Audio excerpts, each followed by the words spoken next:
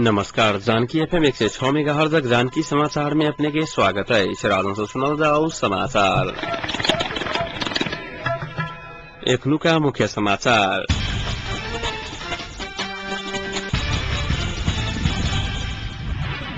धनसाक दो अलग अलग स्थान में अज्ञात रोग कारण 7 गोटे की मृत्यु।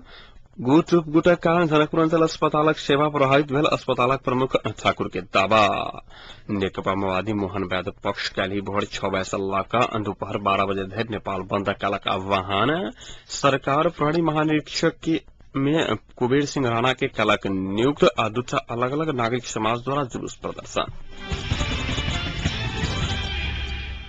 धनसाक बाला बखरा में अज्ञात रोग से 3टा महिला सहित 4 गोटे की मृत्यु भगलाई। मृतक सब दलित परिवारक रहल बताओल गलाई। बाला बखरा स्वास्थ्य चौकी इंचार्ज रामप्रकाश शाह के अनुसार 45 वर्षीय द्रौपदी सदा, हुनक बेटा प्रदीप सदा, 40 वर्षीय देवकी सदा और 45 वर्षीय फूलकुमारी सदा के अज्ञात रोग कारण मृत्यु भलाई। तेना 14 स्थानीय के इलाज स्थानीय स्वास्थ्य चौकी में भ रहल इंचार्ज शाह जानकारी देने छलखिन। मृतक सब में अचानक कमजोरी या उल्टी के लक्षण देखल गेल साफ बतौने छलखिन। विगत रात से देखल गेल समस्या प्रति महामारी भ सकते से इंचार्ज शाह के आशंका छलैन। एहि बीच बाला बखरा के बाद धनसाक नगराइन में सेहो अज्ञात रोग से 3 गोटे के मृत्यु भगलाई। जिला जन स्वास्थ्य कार्यालय के अनुसार वार्ड नंबर 1 के कारी मंडल के 18 वर्ष की बेटी रिंकू मंडल, कुलदीप मंडल के भगिनी 25 वर्षीय रीना मंडल आ नाम खुजा नहीं सकल भरोसी मंडल के 15 वर्षीय बेटी के निधन भ गेल छइन।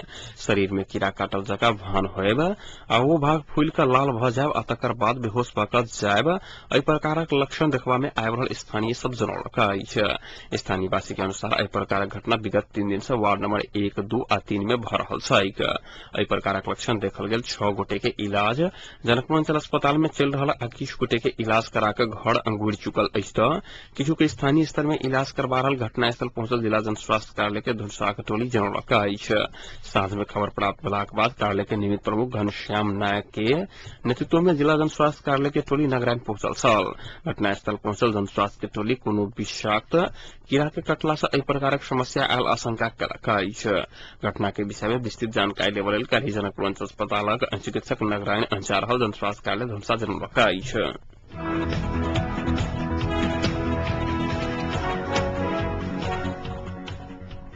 बेर बेर पेट्रोलियम पदार्थ के मूल्य वृद्धि से जनता के बाँचे के अधिकार के हनन भेल कहैत नेकपा माओवादी मोहन यादव किरण पक्ष काल्हि नेपाल बंदक आह्वान कयलक अछि। 1 वर्ष भीतर कतेको बेर भेल मूल्य वृद्धि से न्यून आय भेल जनता सब मार में पड़ल अछि। नेकपा माओवादी मूल्य वृद्धि के विरोध में काल्हि भोर 6 बजे से लऽ दोपहर 12 बजे धरि तक के लेल नेपाल बंदक आह्वान केने अछि।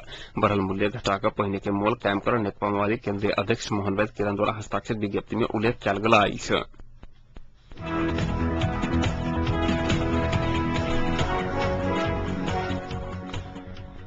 सरकार प्रहरी महानिरीक्षक में कुबेर सिंह राणा के नियुक्त कयलक अछि। आइ बैसल नेपाल सरकार मंत्रिपरिषदक बैसार से राणा के महानिरीक्षक में नियुक्त करय के निर्णय कयल गेल छल। बहाल वाला महानिरीक्षक रविन्द्र प्रताप शाह काल्हि से अनिवार्य अवकाश पड़ला बाद सरकार आइ महानिरीक्षक में राणा के नियुक्त करय के निर्णय कयले छल। बहाल वाला प्रहरी महानिरीक्षक अवकाश पाबा से 1 महीना पहले नया महानिरीक्षक की नियुक्ति करय पड़य के प्रहरी संगठन के प्रचलन हला बादो उप प्रधानमंत्री तथा गृहमंत्री विजय कुमार गच्छेदार और प्रधानमंत्री डॉक्टर बाबूराम भट्टराय बीच बहाल वाला महानिरीक्षक अवकाश पाबा से 1 दिन पहिने मात्र नया महानिरीक्षक नियुक्ति के निर्णय कयल गेल छल।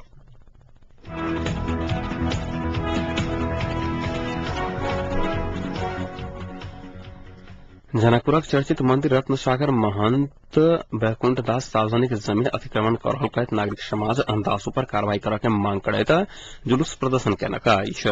नागरिक समाजक अध्यक्ष प्रकाश मिश्र के नेतृत्व में निकलल जुलूस जनकपुर नगर के विभिन्न भाग के परिक्रमा करैत गुठी कार्यालय पूर्णावेदन अदालत जिला प्रशासन कार्यालय घेराव कयने छल। जुलूस नगर के विभिन्न भाग परिक्रमा करैत कोन सभा में परिणत भेल छल। कोन सभा में रावण युवा क्लबक अध्यक्ष नवीन मिश्र, राजकिशोर सिंह सहित व्यक्ति सब संबोधन कयने छलखिन। दास धार्मिक आस्था पर प्रहार केने अभिगत में जिला शिक्षा कार्यालय महतई के कर्मचारी लाल किशोर झा के हत्या के अभियुक्त से हो रहल कहैत जुलूस के सहभागी सब कार्रवाई के मांग केने छल। दास गैर नेपाली नागरिक रहल आ सार्वजनिक संपत्ति के दुरुपयोग केने नागरिक समाज द्वारा गुठी कार्यालय के बुझाओल गेल ज्ञापन पत्र में उल्लेख कयल गेल अछि। एहि बीच गुठी शाखा कार्यालय जनकपुर दास रत्नसागर मंदिर के आधिकारिक महंत नहीं रहल आ मंदिर खाली करावा में सहयोग कर देबा लेल आइए जिला प्रशासन कार्यालय धनसा के पत्राचार केने छल। एहिसँ पहिने 2060 साल में दास के पत्र पठौनी मुदा एखन नवीकरण आ कोनो व्यवस्था नहीं भेल। वो महंत रहल आ देखबा में नहीं आबि रहल गुठी के पत्र में उल्लेख कयल गेल अछि। एहि बीच सजग नागरिक समाजक अगुवाई में जिला विकास समिति धुमसाक लेखापाल जीवनाथ चौधरी ऊपर कार्रवाई करय के मांग कर जुलूस प्रदर्शन कयल गेल छल। सजग नागरिक समाजक अध्यक्ष दीपेन्द्र ठाकुर के नेतृत्व में रामानंद चौक से निकल जुलूस गुठी कार्यालय, जिला प्रशासन कार्यालय सजग नगर के विभिन्न भाग परिक्रमा करैत रामानंद चौक पर कोन सभा में परिणत भेल छल। कोन सभा में शुभ नारायण मंडल, शैलेन्द्र यादव सहित व्यक्ति सब संबोधन करने छलखिन। ठाकुर द्वारा जारी कयल गेल विज्ञप्ति में चौधरी रघुवीर कुंजक जमीन अतिक्रमण कऽ सीता पैलेस आ बिस्पिट्टी गामी समेत मेक प्लास्टिक फैक्ट्री संचालन कर रहल आरोप लगाओल गेल अछि। एम्हर चौधरी ई संपूर्ण आरोप आधारहीन रहल बतौने छलखिन। प्लास्टिक फैक्ट्री संचालन में अपन कोनो संलग्नता नहीं रहल आ सीता पैलेस होटल रजिस्ट्रेशन कयल गेल जमीन में संचालन रहल चौधरी के कहब छलनि।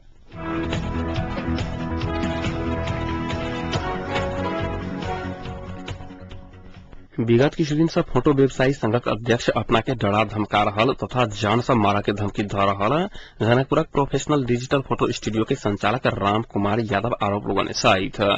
संघक अध्यक्ष लगायत संघक सदस्य सब कम पैसा लऽ कऽ काम कर रहल कहैत स्टूडियो बंद कऽ देबाक चेतावनी देलक। पीड़ित यादव आरोप लगौलक अछि अपने स्वतंत्र रूप से बिना कोनो संगठन से आबद्ध भऽ कऽ काम करऽ चाहि रहल, मुदा संघक अध्यक्ष लगायत संघक सदस्य सब अपना स्टूडियो भीतर प्रवेश कर कर्मचारी सबके दुर्व्यवहार करैत मारपीट करऽ के संगे संस्था के विभिन्न सामग्री सब तोड़फोड़ करने पीड़ित यादव आरोप लगौने अछि। दोषी की कार्रवाई के मांग कर संबंधित निकाय में उजुरी कयला बादो कोनो सुनवाई नहि भेल पीड़ित यादव उपराग व्यक्त केने अछि।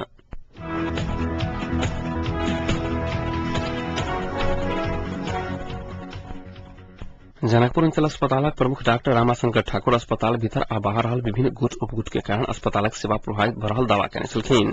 अंचल अस्पताल में आइ पत्रकार सम्मेलन कऽ प्रमुख ठाकुर अस्पताल भीतर आ बाहर के किछु व्यक्ति अस्पताल में बाधित कऽ निजी क्लिनिक आ नर्सिंग होम के लाभ पहुंचाबऽ के षड्यंत्र कऽ रहल आरोप लगौने छलखिन।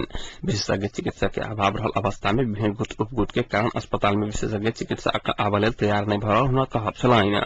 अस्पताल में उपलब्ध स्रोत साधन के प्रयोग कऽ सर्वसाधारण सबके सेवा देबऽ लेल ओ तत्पर रहल ठाकुर बतौने छलखिन। विशेषज्ञ चिकित्सक आ पर्याप्त उपकरण के अभाव में सर्वसाधारण उचित सेवा नहीं भेट रहल अंचल अस्पताल पर बेर बेर आरोप लगैत आबि रहल अछि। 18टा विशेषज्ञ चिकित्सक के दरबंदी रहल जनकपुर अंचल अस्पताल केवल 5टा विशेषज्ञ चिकित्सक से काज चला रहल अछि। तेना कतेको वर्ष से शैया के मात्र स्वीकृति रहल एहि अस्पताल में शैया संख्या बढ़ावा के अस्पतालक आग्रह पर शैया संख्या वृद्धि कऽ 5 से करऽ के प्रक्रिया शुरू भ चुकल प्रमुख ठाकुर जानकारी देने छलखिन। पत्रकार सम्मेलन में उपस्थित जनकपुर अंचल अस्पताल विकास समिति के अध्यक्ष कामेश्वर झा अस्पतालक विकास कर्मचारी आ चिकित्सक सबक ईमानदारी पर निर्भर रहल बतौने छलखिन। अस्पतालक विकास करबा में नागरिक समाज आ व्यापारी बुद्धिजीवी सहित सहयोग के अपेक्षा कयने छलखिन।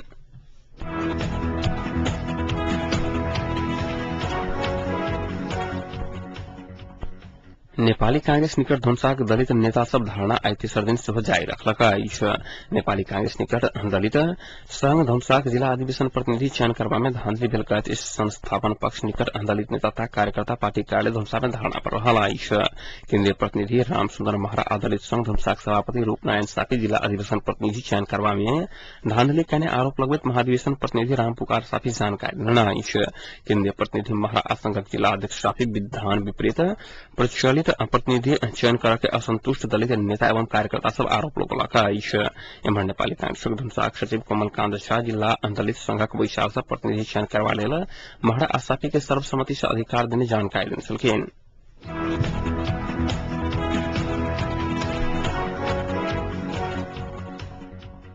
जिला विकास समिति धुमसाक भ्रष्टाचारक संबंध में रामानंद युवा कमेटी के नाम दुरुपयोग कयल गेल कमेटी जनौलक अछि।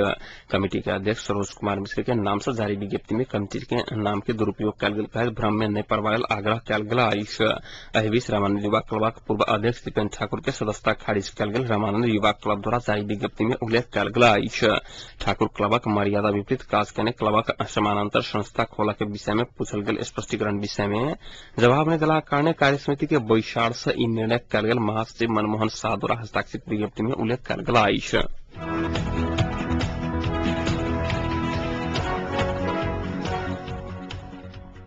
मानवाधिकार संघ हुर्सा के आयोजना में मानवाधिकारक संदर्भ में पत्रकार अभिमुखीकरण कार्यशाला गोष्ठी जनकपुर में आई सम्पन्न भेल अछि। विगत 26 गते से संचालन भेल ई कार्यशाला गोष्ठी में जनकपुरक 30टा पत्रकार के सहभागी कयल रहल छल। पत्रकारिता आ मानवाधिकार के एक साथ आगू बढ़ावा के उद्देश्य से संचालित ई कार्यशाला गोष्ठी मानवाधिकार संबंधी समाचार लेखन के लिए लाभदायी रहल सहभागी सब जनौलक अछि। हुर्जाक महासचिव गणेश गिमरे की अध्यक्षता में संपन्न कार्यशाला गोष्ठी में राजेश समाल और लक्ष्मी दत्त पंत सहभागी के तानी सलखीन।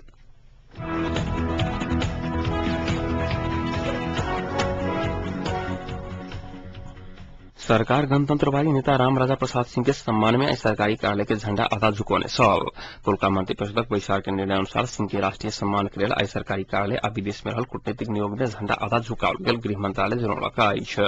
सरकार राष्ट्रीय गौरव के व्यक्तित्व घोषणा करक लेल राष्ट्रपति समक्ष सिफारिश कयने अछि।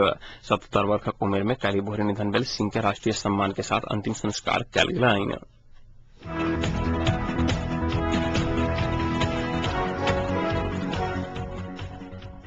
एकीकृत नेकपा माओवादी के अध्यक्ष प्रचंड दल से 20 में टीम स्प्रिट अन्य भेलाक कारण राजनीतिक निकास निकल नहीं सकल बतौए सलखीन। आईसीसी विश्व क्रिकेट राजनीतिक दल के खिलाड़ी सबसे पाठ सीखा चाहे बतौए सलखीन।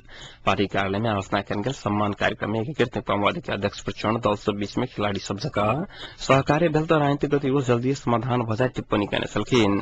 आईसीसी डिवीजन 4 में नेपाली खिलाड़ी सब नीक प्रदर्शन करने कही प्रचंड प्रशंसा कयने सलखीन। एहि बीच आई बैसल बैसाल से प्रत्येक खिलाड़ी के 3-3 लाख रुपया देबाक निर्णय कयल गेल अछि।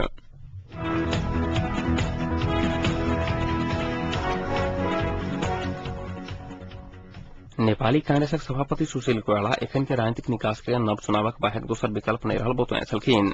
सभापति कोइराला एकीकृत नेकपा माओवादी विश्वासक वातावरण नहीं बनाबा धरि अब कोनो सहमति हेबा नहीं सकत बतौने छलखिन। भक्तपुर में आयोजित केंद्रीय प्रशिक्षण कार्यक्रम में कोइराला कोनो विकल्प में सहमति होबा से पहिने कांग्रेस के सरकारक नेतृत्व देबय पड़त बतौने छलखिन। ओ सहमति सरकार निर्माण भेलाक बाद संसद के चुनाव में जाय के लेल बतौने छलखिन।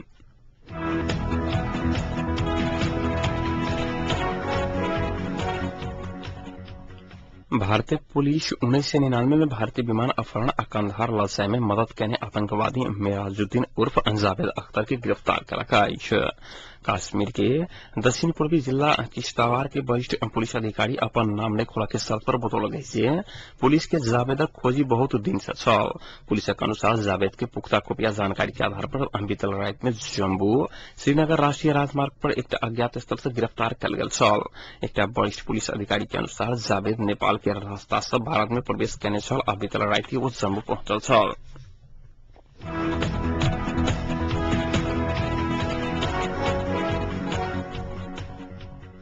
अब तापक्रम एखन जनकपुरक तापक्रम 31 डिग्री सेल्सियस रहल अछि।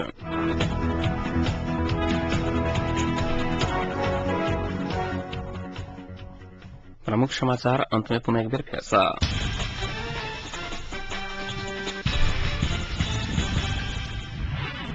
धनसाक 2 अलग अलग स्थान में अज्ञात रोग कारण 7 गोटे के मृत्यु। गुट उपगुट के कारण जनकपुर अंचल अस्पताल में सेवा प्रभावित भेल अस्पताल प्रमुख ठाकुर के दावी। नेकपा माओवादी मोहन वैद्य पक्ष किराना कहिए बोहड़ 6 बजे से लक 12 बजे धरि तक नेपाल बंद कलक आह्वान। सरकार प्रहरी महानिरीक्षक में कुबेर सिंह राणा के कलक नियुक्त आ 2 अलग अलग नागरिक समाज द्वारा जुलूस प्रदर्शन। एक संग आज जानकी समाचार एतै संपन्न होते समाचार कक्षक संपूर्ण सहकर्मी के संग हम राजन आज्ञा साहब समाचारक दोसर बुलेटिन के संग काल भोर उपस्थित रहबेटा करब। ताकि क्लियर सुनते जानकी FM 106 मेगाहर्ट्ज। नमस्कार, शुभ रात्रि।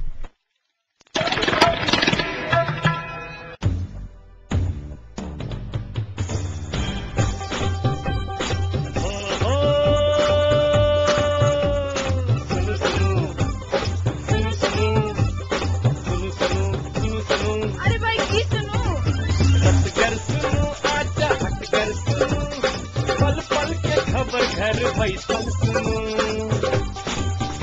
जानकी यदियन सदकन अही सबकी अही मन माटी कपन बात अही सुनो जानकी यदियन सदकन अही सबकी अही मन माटी कपन बात अही सुनो सुनो सुनो। मिथिलांचल गर्व जानकी यदियन 106 मेगा।